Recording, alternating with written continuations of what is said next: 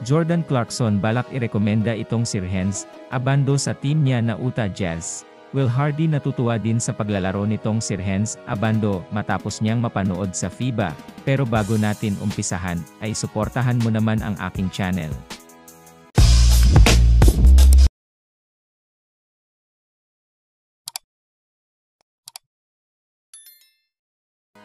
Grabe Sirhens Abando pinagkakaguluhan na ngayon at sikat na din sa international media dahil sa kanyang pinamalas na paglalaro sa ating national team na Gilas Pilipinas sa FIBA World Cup.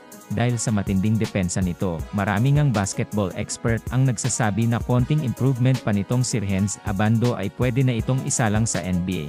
At kayang-kaya na nitong makipagsabayan sa mga NBA player dahil sa potential niyang pinapakita sa bawat laro.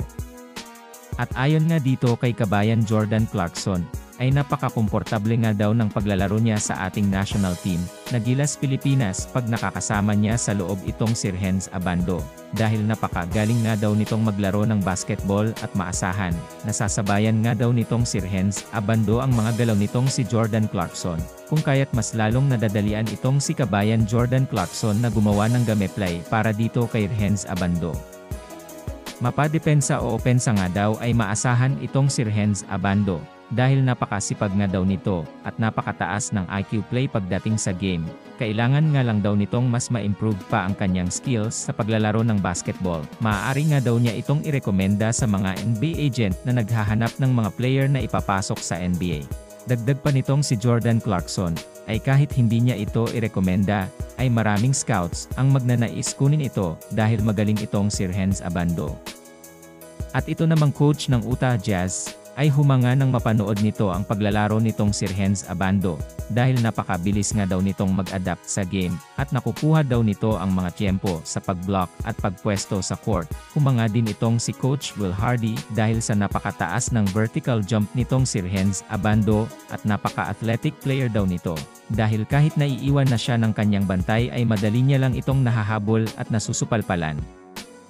Bihira nga lang ang ganitong player na may mahabang stamina at kayang mag-full court defense.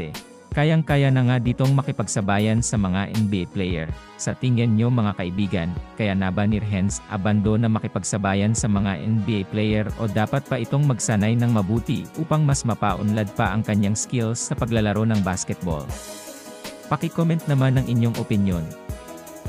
Sana nga ay magtagumpay itong si kabayan kay Soto na masungkit ang kanyang matagal na niyang pangarap na maging isang NBA player. Patuloy nga nating siyang suportahan sa kanyang mga paparating na laban. Sana nga din ay magtagumpay ang mga Pinoy sa kanilang mga larangan at maiwas sa mga injury at makamit din sana nila ang gintong medalya.